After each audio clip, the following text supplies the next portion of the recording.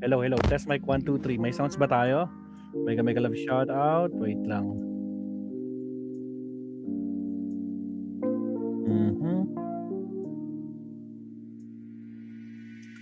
Yeah. Alright, may sounds tayo. No? Test mic 1, 2, 3. Alright, mega love shout out po. Good afternoon mga kakagsat. Makikwan, mega love shout out. Arnold Dios, John Shapno, shout out. Si Romeo Bartimal, shout out. Si Kat, shout out Kat, watching from Japan. Yolanda Yamada, may love shout out Madam Yamada. And sino ba mga nabanggit dyan? Si Lorna Estaco, shout out po. Ayan. Shout out kay Lorna. At saka sa lahat po ng mga silent viewers. Yan, nabati na natin lahat, Ma'am Sat. Alright, shoutout sa ating 50 plus. Paumpisang 50 plus, Ma'am Sat. Alright. Ito, wag natin paligay-liguin, mga Sat. Let's do this. Share kagad na screen. John Vic! Ay, bagong revelasyon. Ano nga ba yun? Ano nangyari na John Vic? Update. Pero bago yan, bawasan pala natin yung ating... Bawasan natin ng content. Kasi medyo mahina Facebook kasi ito eh. Facebook page. Okay, let's do this. Pasok, DILG. S-Mic 1, 2, 3. Niyuko pa ako eh. Wala bang... Oh, okay na? Okay na? Okay na. Hindi pwede lakasan ng volume? Pwede. Okay. Okay. Okay. Let me read to you the report of the CIDG. Date, June 24, 2026. Update. This report addresses... let me begin again, okay? At 8 o'clock p.m. last night, Senator Bam Aquino called me. And to my estimation, he was in Tacloban.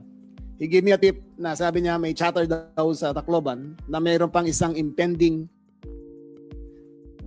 mass shooting na mangyayari sa Leyte. Nako po. Ang binigay siyang pangalan, sigit kagad namin. So salamat kay Senator Bam Aquino. Ang nakalagay sa report, this report addresses the alleged threat at Tolosa National High School of Tolosa, Leyte. Panibagong case na The naman. suspect is accused of planning a mass shooting or stabbing aimed at the school students. Agoy. The following message written in vernacular was retrieved. And you're gonna have to excuse me, hindi po ako marunong magwaray. Pero ibibigay ko na lang ang translation. Okay? Translation, and it is very rough. Translation, pinost niya sa Facebook to. Hello, send this to your friends. Yo, from Tolosa. Prepare yourselves, especially you, as you owe me. Get ready. I will disrupt the school. You won't know me, but you will recognize me. There's no time, no day. Be prepared for whoever gets shot or stabbed. We don't care. Good luck to you at Tolosa Leyte National High School. In response to the threat, validation, and intelligence gathering, RFU 8 CIDG immediately went to a 14-year-old grade 10 student named Jasmine Golong. 14 years old, grade 10 student at Tolosa National High School. The investigation revealed that she created multiple Facebook accounts to disseminate this content, which spread rapidly across social media, alarming students, parents, and the public. Her identity was confirmed through social media analysis and information from concerned individuals. However, the accounts and individual posts were deleted after engagement with Jasmine, who was hesitant and uncooperative due to the fear of repercussions. Her parents, when approached by Tolosa MPS, refused to provide information about the incident. So again, there was no incident. Pero sinabi niya, nag-post na siya na may mangyayari. Nung nalaman namin, inaktuhan kagad namin. Okay? There are several motives behind this. Namely, the incident arose from, this is according to the investigation, the incident arose from Jasmine's personal and family issues. Following engagement with their family and along with investigation results, the threat appears to be neutralized and inactive. No evidence of an organized plan or involvement of others was found, and neither Jasmine nor her family had access to firearms. It is possible that she was influenced by a recent shooting at San Jose National High School. Okay, why is this important? Ito po ay panawagan ko sa lahat ng mga netizens natin. Kung may makita po kayo na kahit anong threat or imminent threat or chatter sa mga group discussions na merong gustong gawing mass shooting or violence to be inflicted, Ingat-ingat. please call 911. Elena and Garcia, inform shout out. right away. Gaano ka-importante ang 911? Within 1 minute of the shooting, Pangit yung audio? tumawag ang teacher sa 911 sa Leyte. Really? Within 5 minutes of the call, dumating na kagad ang first responders. Ito, upon knowledge of a possible threat, pinuntahan kagad ng CIDG ang nag-post at inimbestigahan. It could have been benign, pero pwedeng maging marahas. But any information, and I repeat, kung may nalalaman po kayo na nagpaplano o merong kausap na gustong gawing kaharasan sa mga eskwelahan o kapwa, pakikatawag kagad sa 911 and Christy we will Jam, shout out. respond accordingly. Okay, that is the first. Number 2, with regards to the Tolosa incident, everything has been reported. But I have noticed a few infirmities of the law which I will recommend to Congress to revise.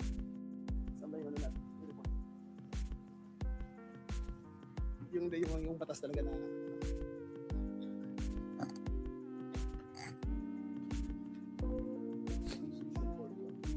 there are millions of gun owners in the Philippines. Million Million? po yan. I don't have the exact number. Okay, ang registered firearms natin. Pero ang culpability ng may-ari ay napakababa. Sa nangyari doon sa Tacloban na kinuha ang baril, Yun ang kinuha sa kung tita. private owner, ang case niya is only civil, walang criminal. Ako po ay naniniwala na sa lahat na may-ari ng baril, may kakibang responsibilidad kung paano alagaan to. Tama. Dapat to ay nakasafe. Aloy dapat to Bautista, ay shout out. under lock and Kapsat. key, at dapat to 100% of the time ang responsible ay yung gun owner. Maraming advocates ng people for the responsible ownership of guns. At LU Nananawagan ako 2.0, sa shout lahat out. Kapsat. ng mga advocates ng people for the responsible ownership of guns. Tulungan nyo kami para mag-craft ng bagong batas na may responsibility ang gun owner ukol sa kanilang hawak. It is a deadly weapon. It cannot be compared na hiniram ang kotse tas nakasagasa na isa, may civil liability ang may-ari ng kotse. Baril to. In this case, ginamit ng estudyante. In case 1, the firearm used was a service pistol of a police officer. That ang charge lang ay malversation. Walang criminal liability ayon sa batas. Pero para sa akin dapat meron. Kung ikaw ay matapang, kung ikaw ay gusto, hindi matapang, kung ikaw ay mahilig sa baril, o ikaw ay may service firearm, dapat itago yan. Dapat walang nakahawak na iba. In the other case, security guard. Nakalagay rin doon yung baril. Yung dalawang bata, 2 araw nilang pinano to at alam nila kung saan kukuha ng baril.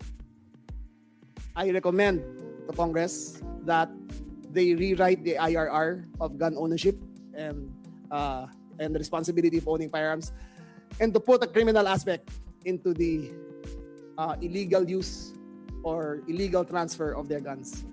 People have to be responsible gun owners or gun operators. People have to take accountability.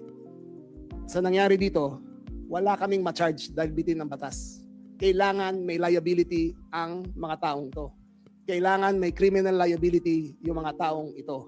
Kailangan lahat na may-ari ng baril, lahat na mayroong lisensyang humawak ng baril ay responsable sa kanilang pag-handle ng kanilang mga kagamitan. Ito ay maraming pwedeng malubhang mangyayari.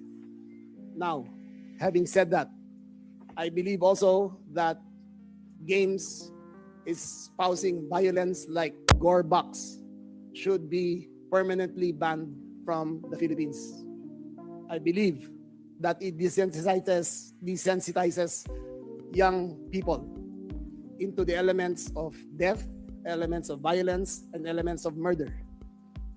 I believe that the government, that the Congress also should study the matter kung paano mapigilan to. Questions? Thank you very much, sir. And we are now ready to accept questions from the media. From UNTV, Ms. Leia Ilagan. Morning, Sec. Sir, upon verification, yun po bang Jasmine ay doon nag-aaral? Yes, doon siya nag-aaral. Sir, background niya, nag-aano din ba 14 siya? years. Naglalaro ng Oh, online? 14 years old, bigla na lang nag-post ng ganun. Pero mukhang may issues sila ng parents niya. So, hindi pa kompleto eh. Kasi nangyari to alas 11 ng gabi bago siya nakuha. So, we're still debriefing her kung ano talagang intent niya. Again, ito ang infirmity ng Juvenile Justice Act. Nakita nyo yung mga bata, nag-usap, ay, walang mangyayari sa akin kasi 14 years old lang ako. Pwede ako. Napansin rin na ng mga kapulisan na ginagamit ng mga drug lords na courier ang mga 14-year-olds. Sila ang ginagamit para walang charge. I recommend strongly to Congress that we work together to come up with a more comprehensive law on juvenile justice. And I cannot, hindi naman ako taga-sulat ng batas. Ako itutulong lang para maisulat ang batas ito at may bago. Sir, kung hihigan kayo ng rekomendasyon, anong age dapat ang I will have to work with them. I think the age is not important, but cognizance and intent are the most important factors. In this case, yung 14 years old, alam niya na hindi siya mata-charge. Kaya siya ang pumutok ng marami. Siya ang nakabaril na marami. And, ayon sa batas, malilibre siya sa ginawa niya. Kaya naman, So there must be Pala change. Okay? Thank you. Mr. June Veneracion from GMA.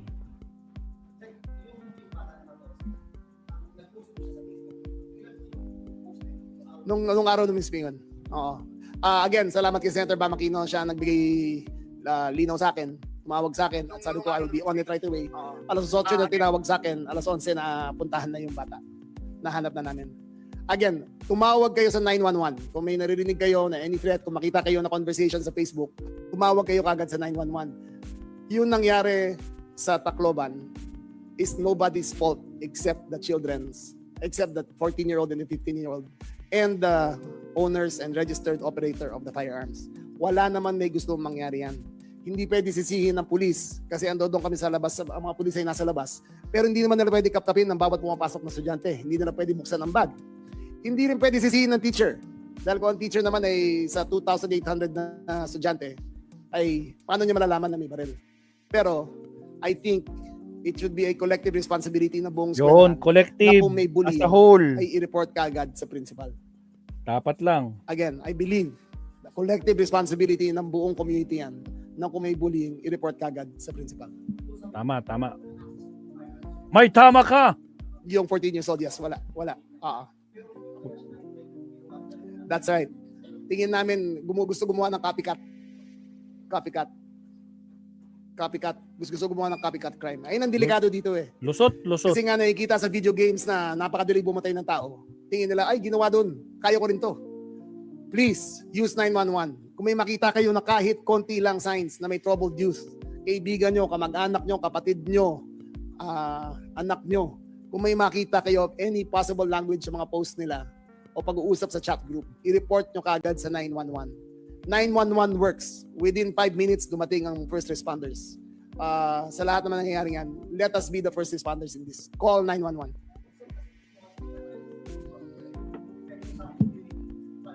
Yes. Hindi ka mo kasi pwedeng sabihin na hindi siya seryoso eh. Any threat is considered live until it is neutralized. So, hindi mo pwede sabihin na pagbasa mo ng post, ay wala to. Hindi pwedeng ganun. Basta may makita kayo na kahit konti man na babala na mayroong mangyayaring karubal-dumal, magsabi kayo kagad. Tumawag kayo sa 911. Sabihin nyo kung ano nakita nyo para ma-investigate kagad. It will go a long way in stopping into a repeat of what happened last Monday. Tama. Any more? Next from PNA, Mr. Lloyd Caliwan. Last na to. Okay, go. Wala na sabihin. Sir, The kid was not charged with anything. Again, 14 years old. Sir. Nasa bahay nila. Sa bahay nila. Hindi, dinala sa DSWD para interview. Pero he cannot be charged with anything. Or she cannot be charged with anything. Yun sir, lang. pakilinaw lang doon sa liabilities ng gun owner. Yung police, tsaka yung nakaregistered sa... Ang liability lang ay malversation. So- Dahil police property ginamit ng iba, not for the intended use. Ayun ang infirmity ng batas. Walang concomitant responsibility ang gun owner kung gamitin ng iba ang baril nila para pumatay ng tao. Where, I believe, dapat kung may baril ka, naka-lock and key at ikaw ang sole responsible person basta nakalisensya sa iyo yung baril din. Okay. Thank you, sir. Thank you. Yes, this is the first. In our recorded history, wala pa kaming nag-research kami, wala pa kaming nakikita. Again, extra. It is up to them. Hindi ko ma-confirm ko anong sinabi nila. I don't know what information they have, but the information I have is that avid fan sila ng Gorebox. Gorebox? What's Gorebox? I think so. Lahat sila Yun ba yung avid game? fans ng Gorebox. So yung game na yan, sa mga magulang, panoorin yung mga magulang, mga anak nyo, kasi napakadelikado ng larong yan.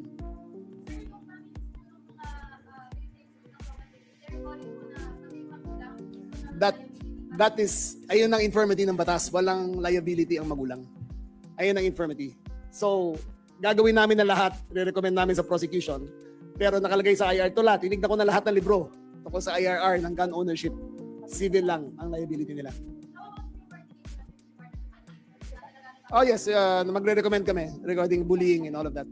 Okay, thank you very much. Sek, wait lang. Sek, Tomorrow, clarify lang, Sek. Ha? Clarify lang po. May batas po ba para kasuhan yung mga may-ari po ng baril? again, para? Meron po bang batas para kasuhan yung mga may-ari po ng baril? Ayun nga sabi ko sa'yo, there is an infirmity in the law. Nawala po. Nawala. So far, wala pa kami nakikita. So, it will be a new civil lang so far. Nakita namin sa IRR. Pero pwede nyo pang i-research yan at correct nyo ko kung mali ang nakita nyo. Police woman, sir. Civil liability lang. Hindi, meron siyang liability dahil kasama siya sa armed forces. Sa service. May admin case siya. Hindi ko pa alam. It's up to the judge to... Again, nakikirami po kami sa mga nasawihan ng buhay na anak. Elvira G, shout out. Lahat po tayo dito, may mga anak rin. Smooth Just, And Rusty, shout yung out. nangyari niyan, tragic as it may seem, Anti-Babe, shout out. can be preventable if we pass the right laws and amend the charter of the gun ownership. Okay? I am a gun owner because the nature of my job, kailangan ko may Breaking baril ako. news, And I keep Arton everything Zala. under lock and key. Lahat kayo kasama doon sa shoot fest na ginawa natin. Di ba? So, everyone here should know their responsibility. And my heart, Check ko nga yan. na dumudugo ang puso ko para doon sa namatayan ng anak. Nung dinala lang sa eskwelahan, pangalawang linggo pala napasok, tapos biglang may nangyaring ganyan. It could have been prevented had we been more careful kung meron talagang nakalagay na responsibility nila.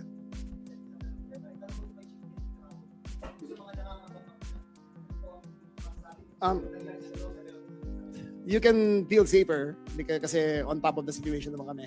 Ang panawagan ko lang talaga, kung may makita kayo, mag-report kayo sa 911. Pangalawa, dinideploy na namin sa DILG yung mga tanod na tumulong sa peacekeeping sa mga eskwelahan. Okay? Pangatlo, we recommend na kung may bullying sa eskwelahan, i-report kagad sa principal para ma-resolve ang kaso. Okay? Sir, Thank you, sir. Last na. Okay. Sir, gumawa po ng task force si Manila Mayor Isko. Nire-recommend po ba natin to sa ating LGUs na gumawa ng similar task force po? Mayor Isko is a very proactive mayor. Magaling na mayor yan. So gumagawa siya ngayon ng hakbang niya. Pero depende yan sa mga mayor. Pero kami, nag-recommend kami na yung mga barangay tanod will be actively participating now in enforcing and peacekeeping sa mga campuses natin. Perimeter. Bawal kasi sa loob eh. Okay, thank you very much. Thank you very much, sir. And that concludes our press briefing this morning with our Secretary of the Department of Local and Government, Juanito Victor Siremul. Grabe mga kabsat, ang bilis na update. Oh, mga kabsat, breaking news, pinapatawag. Actually, nakita ko na Arton Zala, yung ito sasabi mo. Okay, shoutout sa mga kasama natin, Romeo Barcibal, Admin VMB, Elvira G, Arton Zala, Makwan, sino pa ba? Sila Lori Mamawag, shoutout. Ninita Umali, Arton Zala, Smooth Just, Rusty, Anti-Babes, at saka sa mga nandito mula pa kanina. Alright, so yan lang natin yung mabsat update dito. No? So ano na? John Vic, yun na, paktay mabsat. Yung 14 years old, no? Hindi nila nakinasuhan kasi nga 14 years old kaya, pero pinunta yata sa DSWD. Pero mga kabsat, tandaan nyo ha, siya yung mas pinakamarami ang pinaputok. Nasa 20 plus daw eh. Ibig sabihin, tinanggal pa niya yung magazine. Tapos, samantala yung isa daw, ewan kung totoo yun ha, isa lang daw yung pinaputok niya sa kanya, yung 38, isa lang daw. Ilan lang yun naman yun, 6 or 8 lang ba yun, di ba? So, ang galing. Ibang klase talaga. So, kailangan talaga amendan yung batas mamaya na. No? But anyway, mga kababsat, again, maraming salamat. Subtopic tayo kaagad kasi meron tayong hinahabol din ako. Alright, countdown tayo in 30 seconds, mabsat. Here we go. po.